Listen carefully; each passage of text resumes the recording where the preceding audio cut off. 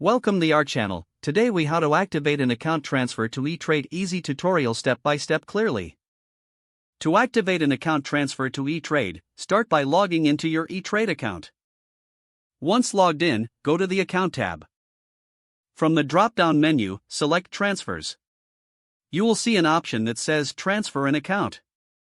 Click on that option to initiate the transfer process. Next, choose the type of account you want to transfer. This includes options such as individual, joint, or retirement accounts.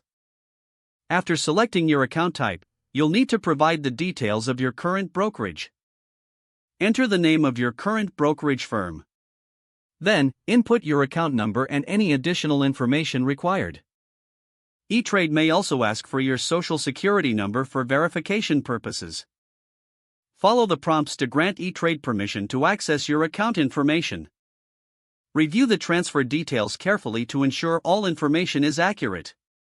After confirming everything looks correct, submit your transfer request. You will receive a confirmation that your transfer request has been initiated.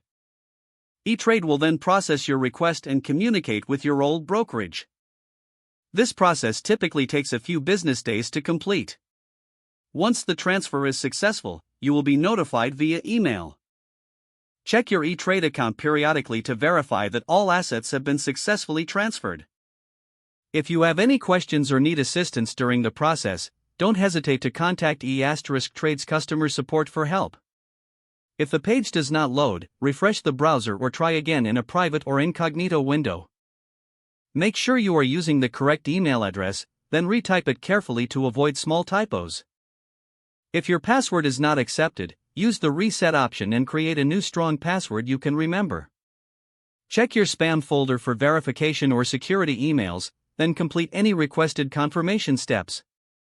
Enable two-factor authentication if available to improve account security and reduce unauthorized access risk.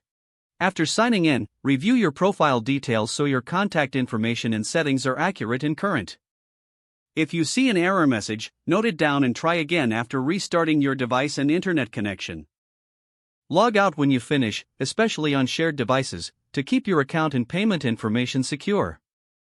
Don't forget to like this video and subscribe to our channel for more step-by-step tech guides.